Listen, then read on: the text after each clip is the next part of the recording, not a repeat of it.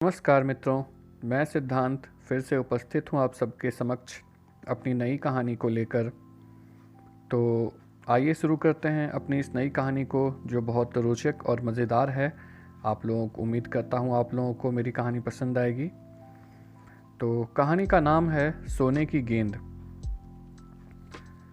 समुद्र में एक द्वीप था, ज्वालामुखी चट्टानों से बना, हरा भरा। उसके बीचों बीच एक झील थी। द्वीप को वानकू के नाम से जाना जाता था। वहाँ के कबीले का राजा का नाम भी वानकू था। वानकू की बेटी थी रुतिमा।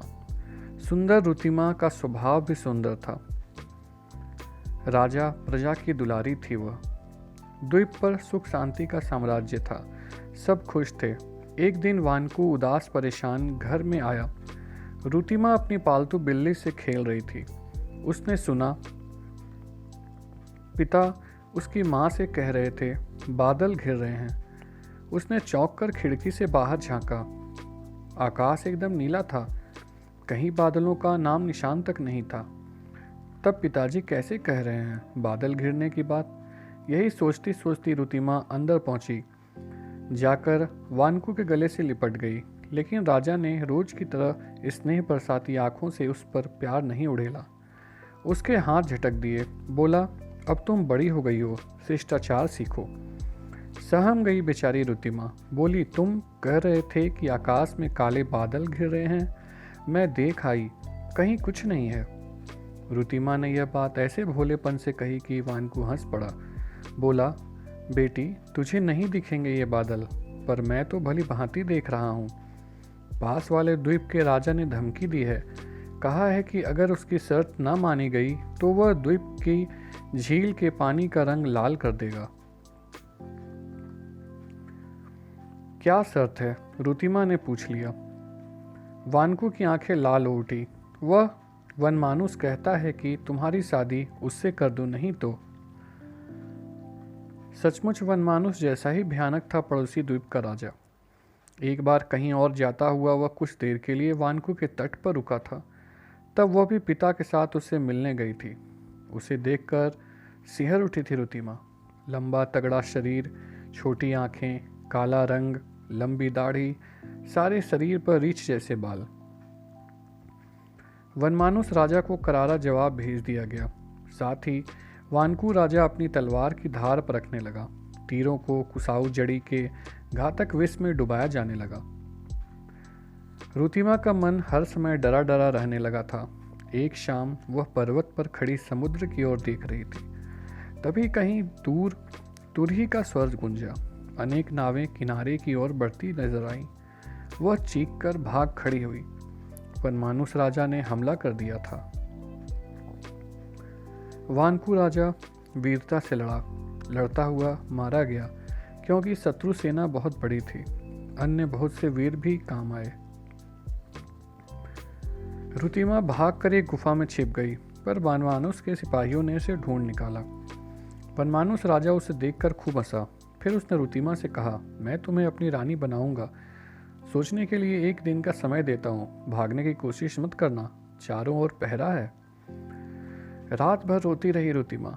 आधी रात को वानकू का बूढ़ा विश्वास पात्र नौकर उसके पास आया। एक गुप्त सुरंग से वह रुतिमा को बाहर ले गया, अपने कारीगर मित्र के पास। वे दोनों सोचते रहे कि रुतिमा को वनमानुस से कैसे बचाया जाए। आखिर योजना बन गई। अगली सुबह रुतिमा से मिलने आया वनमानुस राजा। उसने कहा, बोलो क्या कहती हो?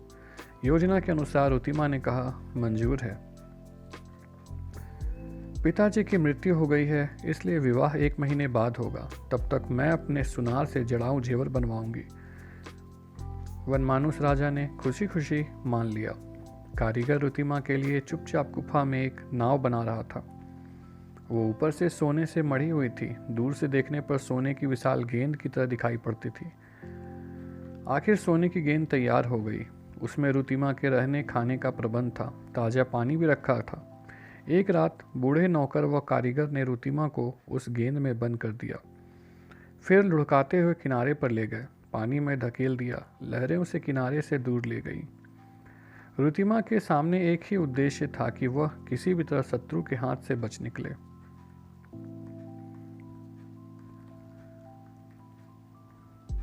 फिर चाहे लहरें उसे जल में ही क्यों न डुबो दें। लहरों पर सोने की गेंद बही जा रही थी। अब रुतिमा नानकू द्वीप से बहुत दूर आ चुकी थी। सोने की गेंद को अनेक जहाज़ों ने देखा था, पर नाविक उसे कोई प्रेत लीला समझकर दूर ही रहे। पास जाकर देखने की हिम्मत न हुई। एक दिन उसे राजकुमार वीरक ने देखा। राजकुमार वीरक न अंधविश्वासी था न कायर। सभी नाविकों के मना करने के बावजूद उसने नौका को गेंद की तरफ बढ़ा दिया,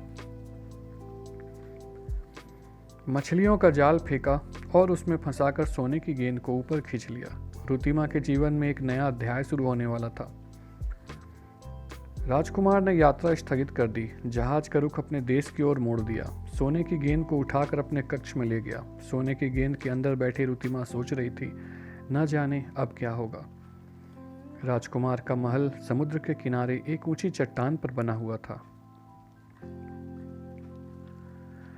जब लहरें पत्थरों से टकराकर उछलती तो उसके कक्ष में पानी की बौछार आती थी। 2 दिन बाद सोने की गेंद का रहस्य वीरक के सामने खुल गया। एक रात काफ़ी देर तक उसे नींद न आई। तभी सोने की गेंद में बनी छोटी सी खिड़की खुली।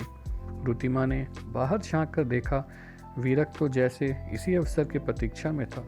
वह उछलकर पलंग से उतरा, बोला, डरो नहीं, बाहर आओ, जो बात है मुझे बताओ। रुतिमा के मन ने कहा, इस आदमी की बात का विश्वास किया जा सकता है।